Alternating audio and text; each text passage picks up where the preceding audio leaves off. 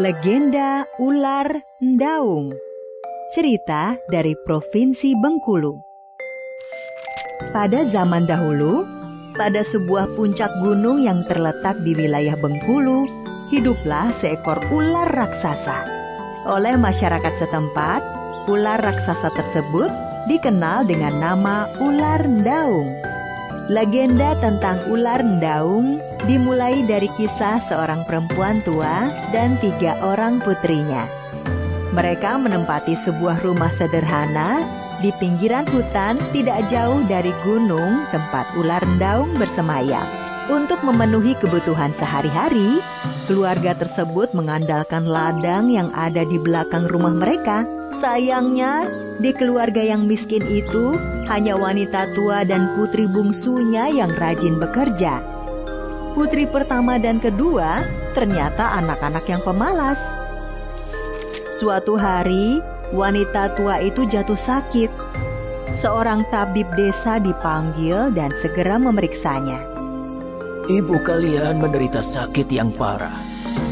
Aku bisa meramu obatnya dari beberapa akar tanaman di hutan. Hanya saja, akar-akar tanaman obat tersebut harus direbus dengan bara abadi yang ada di kawah puncak gunung sana. Sekarang, siapakah di antara kalian yang berani mengambil bara abadi itu? Aduh, maafkan aku, Ibu. Mana berani aku mengambil bara api di kawah gunung. Aku juga tidak berani, Ibu. Di puncak gunung itu bersemayam ular raksasa. Bagaimana jika aku dimakan ular itu? Demi Ibu, aku siap berangkat mengambil bara abadi. Ibu, doakan aku supaya selamat. Ternyata justru putri bungsu yang berani berangkat mengambil bara abadi tersebut. Sebelum berangkat, putri bungsu tidak lupa mencium tangan ibunya dan memohon didoakan agar selamat. Kedua kakaknya terkejut dan terheran-heran melihat adik mereka. Sedangkan sang tabib terlihat kagum dan bangga pada putri bungsu wanita tua itu. Sang putri bungsu berjalan mendaki ke puncak gunung. Segala rintangan ditempuhnya demi mencari obat untuk kesembuhan ibunya. Setelah berhasil mencapai puncak gunung, putri bungsu yang kelelahan beristirahat dengan duduk bersandar di sebuah batang pohon yang besar. Ketika sedang melepas lelah, batang kayu besar tempat putri bungsu bersandar tiba-tiba bergerak. Putri bungsu yang terkejut segera menjadi ketakutan melihat kayu besar tempat bersandar ternyata seekor ular raksasa. Ular raksasa tersebut memperhatikan putri bungsu dengan seksama. Lidahnya menjulur dan mengeluarkan suara desisan yang sangat menakutkan.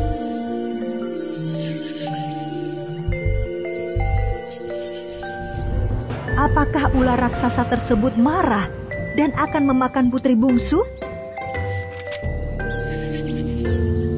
Wah, siapakah engkau? Dan kenapa ada di puncak gunung ini? Putri bungsu kemudian menceritakan tentang penyakit yang menimpa ibunya. Ular Ndaung merasa sedih mendengar cerita si putri bungsu. Tanpa terasa, Ular Ndaung meneteskan air mata. Putri bungsu merasa terharu melihat Ular Ndaung meneteskan air mata mendengar ceritanya. Tenang saja, putri bungsu. Aku akan membalikan bara abadi itu.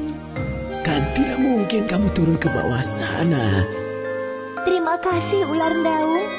Meskipun ular, tapi ternyata kamu sangat baik hati dan tidak jahat.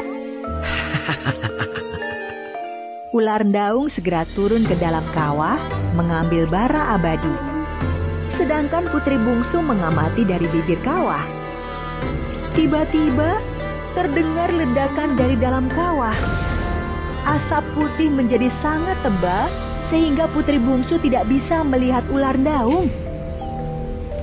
Ular, apakah kamu baik-baik saja? Berkali-kali putri bungsu memanggil Ular Ndaung, tetapi tidak ada jawaban. Putri bungsu pun menjadi sangat cemas. Ketika putri bungsu dilanda kecemasan, tiba-tiba terlihat Ular Ndaung merayap dari bawah kawah menembus asap putih yang tebal. Tubuh ular daung penuh dengan keringat. Syukurlah engkau selamat, ular daung. Aku sangat mengkhawatirkanmu. Kalau cuma masuk ke dalam kawah itu perkara kecil. Saya gitu loh. Tetapi bagaimana dengan bara abadinya? Apakah engkau berhasil membawanya? Ini dia. Wah, kamu hebat. Kalau begitu, bolehkah aku membawanya? Aku ingin sekali ibuku cepat sembuh. Setelah aku memberikan bara abadi ini, maukah engkau kembali ke sini? Kenapa aku harus kembali ke sini? Aku ingin menikah dengan... Bagaimana ya? Aku bingung harus menjawab apa. Baiklah, mana mungkin ular menyeramkan sepertiku menikah dengan gadis cantik sepertimu. Terimalah bara abadi ini. Semoga ibumu cepat sembuh. Ular, aku akan segera pulang untuk mengobati ibuku. Setelah ibuku sembuh, aku akan segera kembali ke sini. Wah, benarkah? Terima kasih, Putri. Aku sangat bahagia. Sesampainya di rumah, kakak-kakaknya terkejut melihat putri bungsu selamat. Mereka bertanya macam-macam, tetapi putri bungsu segera memanggil tabib untuk membuat ramuan obatnya. Setelah ramuan siap, wanita tua tersebut langsung meminumnya. Sungguh mujarab ramuan tersebut. Wanita tua itu langsung sehat seketika. Sungguh luar biasa. Tuhan menurunkan penyakit sekaligus obatnya. Meskipun kita butuh perjuangan untuk mendapatkan obat tersebut. Terima kasih putriku. Engkau telah mempertaruhkan keselamatanmu sendiri demi mendapatkan obat untuk ibumu.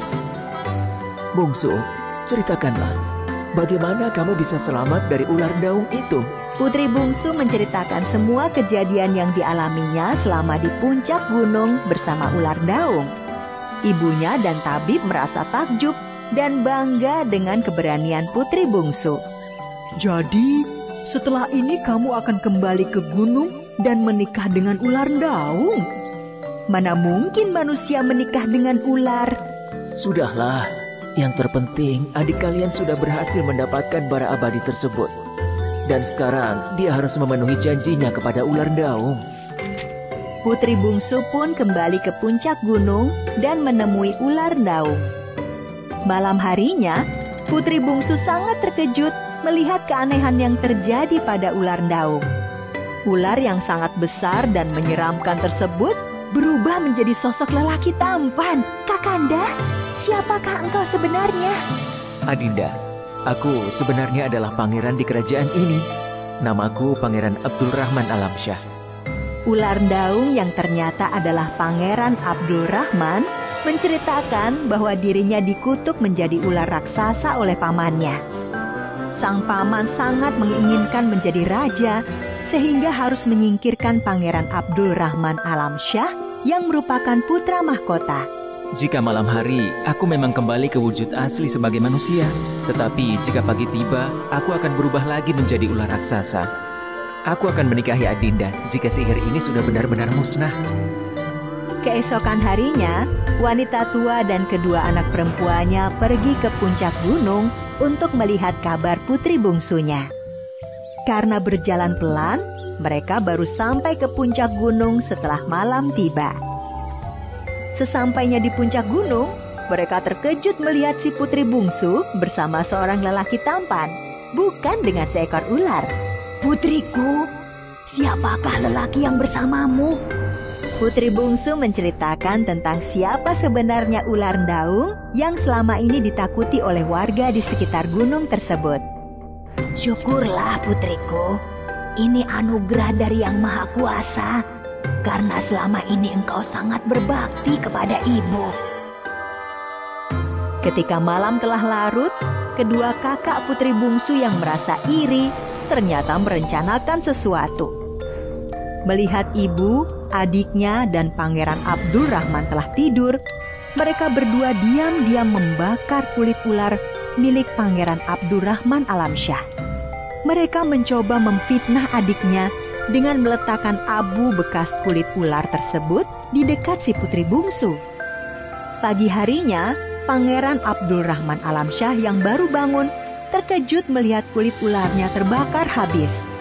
Anehnya, bukannya sedih atau marah, Pangeran Alamsyah justru sangat gembira. Dia segera membangunkan si putri bungsu. Adinda, bangun. Ada apa, Kanda? Apakah Adinda yang membakar kulit ularku? Bukan, Kanda. Bukan aku yang melakukannya.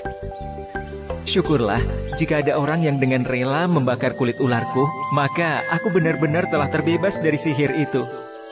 Kedua kakak si bungsu yang mendengar hal tersebut menjadi sangat menyesal. Mereka pun mengaku telah melakukannya. Setelah terbebas dari sihir, Pangeran Abdul Rahman Alamsyah segera kembali ke istana dan mengusir pamannya.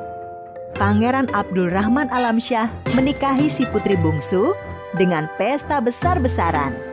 Pangeran Abdul Rahman Alamsyah kemudian dinobatkan menjadi raja, menggantikan pamannya yang jahat.